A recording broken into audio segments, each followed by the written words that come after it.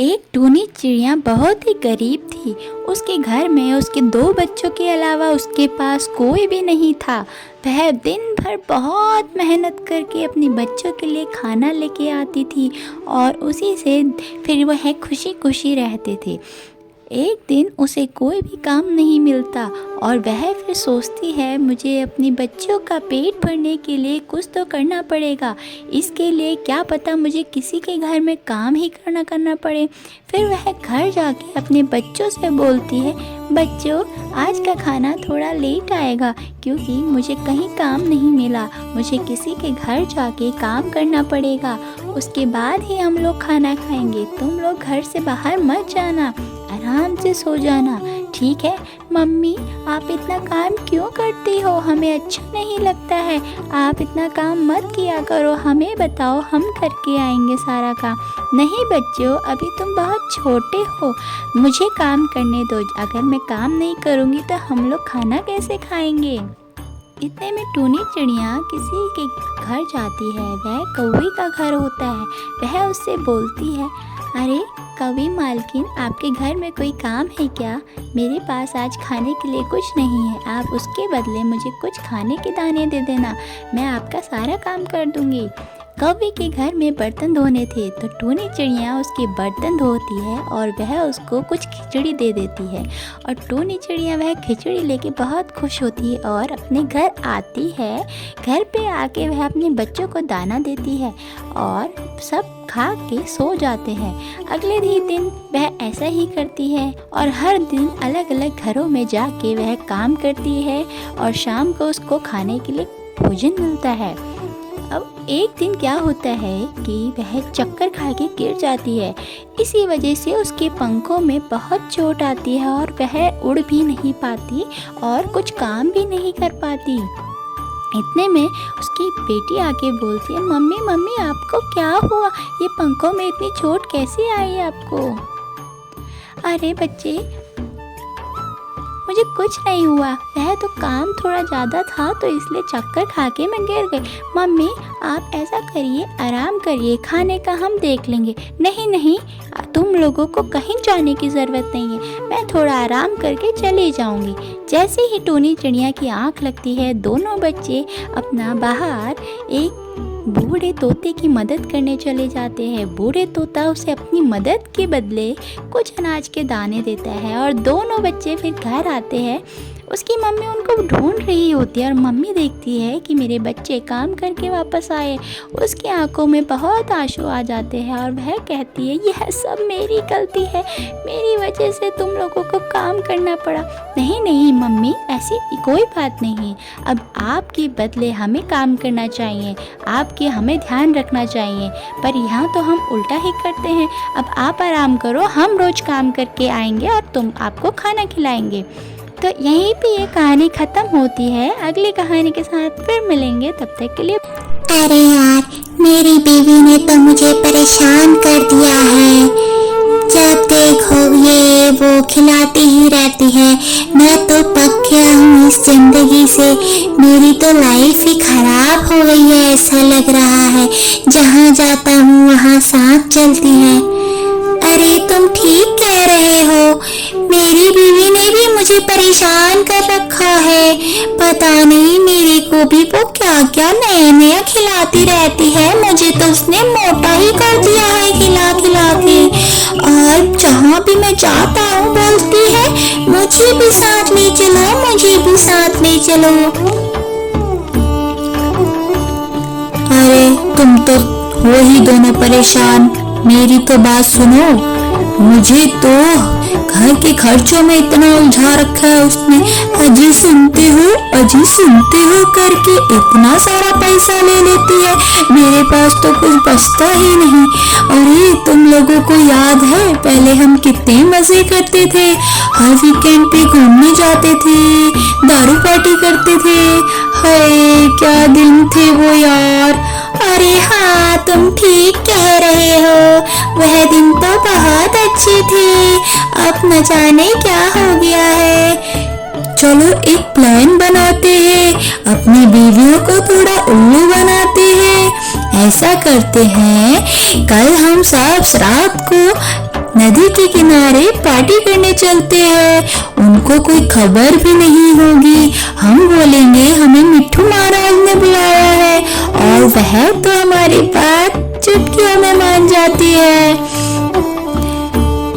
तो इस ग्रुप की तो यहाँ पे अपनी बीवी को उल्लू बनाने की बात चल रही थी। जो मंत्री होता है वह सारी बात सुन लेता है और मंत्री को देने चला जाता है यही ताजा ताजा खबर। पर यहाँ अभी इस ग्रुप में आती है, जरा देखो तो ये क्या बोलते हैं आगे। अरे हाँ, ऐसा करेंगे सब अपनी बीवियों को यही बात बोलना सीन कि मिट्ठू महाराज ने बुलाया है और हम आएंगे और ये मजे से दारू पार्टी करेंगे रात भर। ये मजा आएगा, बहुत मजा आएगा। हम कितने सालों बाद ऐसी पार्टी करेंगे, हमने तो कब से नहीं की। चलो चलो अभी घर चलते हैं, थोड़ा बीवियों को पटाते हैं, तभी तो अच्छे से मानेंगी। पर इनको तो लगा कि इनका प्लान सक्सेसफुल हो जाएगा, पर बनाया तो इतनी अच्छी तरीके से है, होना तो बनता है ना। पर ये क्या, वहाँ मिट्ठू के मंत्री ने सारी बात मिट्ठू को बता दी। आगे आगे देखो होता है क्या। अरे मिट्ठू महाराज, मिट्ठू महाराज, आपको पता है यह गांव की सारी बीवियां अपने पतियों को कितना प्यार करती है। सबको नया नया ताजा ताजा खाना, नए नए पकवान बना के खिलाती है। पर उनके पतियों को तो उनकी कोई परवाह ही नहीं है। अपने कानों से सुन के आया हूँ, सारे पतियों ने कल रात का नदी के किनारे पार्टी का प्लान बनाया है और सच बोलने से नहीं, झूठ बोल के सब लोग जाएंगे। बोल रही थी दारू पार्टी करेंगे, अपनी बीवियों से झूठ बोल कर आएंगे। वह लोग अपनी बीवियों से बहुत तंग आ चुके हैं, पर बेचारी उन सब की बीवियां उनसे बहुत प्यार करती हैं। अच्छा, तो यह चल रहा है मेरे गांव में।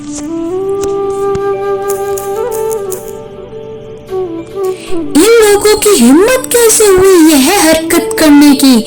अब देखो हम भी कुछ प्लान बनाते हैं। मंत्री, हाँ जी सरकार, सुनो, सबकी बीवियों को न्योता दो, अभी के अभी तुरंत बुलाओ सबको और बोलना अपने पतियों को खबर मत होने देना कि हमारे पास आए हैं। ओके सरकार, अभी बुला के लाता हूँ सबको।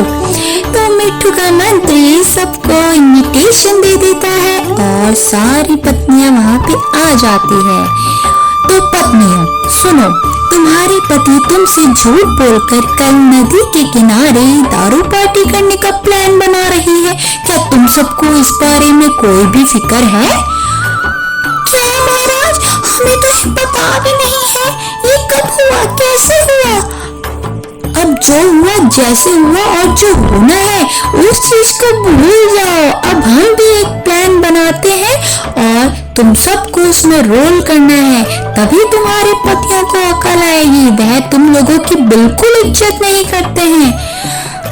तो और उन सभी को यह प्लान बहुत पसंद आता है।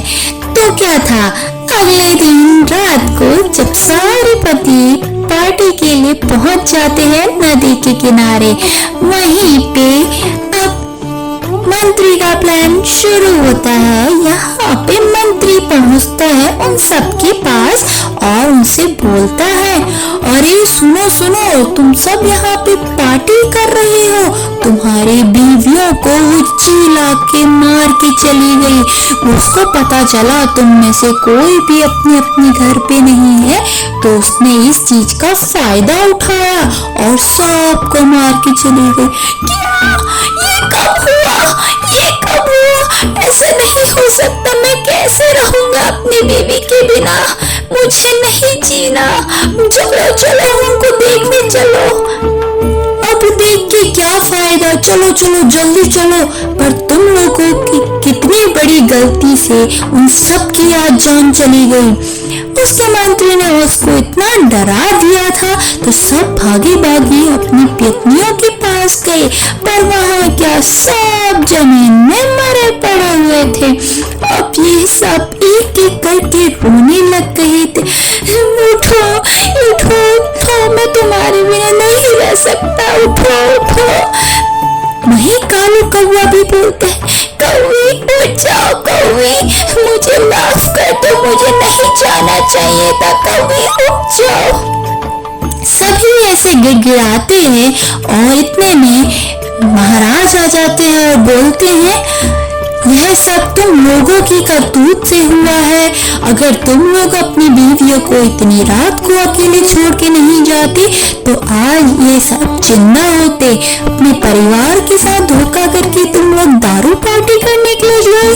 यह बहुत ही गलत किया तुम लोगों ने, इन सब की जिम्मेदार तुम लोग हो। मुझे हमें माफ कर दीजिए, हमारी गलती है, हमने बहुत बड़ी गलती की। हमें अपने बच्चों और बीवियों को छोड़ के नहीं जाना चाहिए था। हम क्या करें, हम इनको कैसे जिंदा करें। उन सबको अपनी गलतियों का एहसास हो जाता है। इतने में सारी बीवियां खड़ी हो जाती हैं और वह सब देख के बहुत खुश होते हैं। बीवियां बोलती हैं, यह सब हमने तुम्हारी को अक्ल दिखाने के लिए किया था।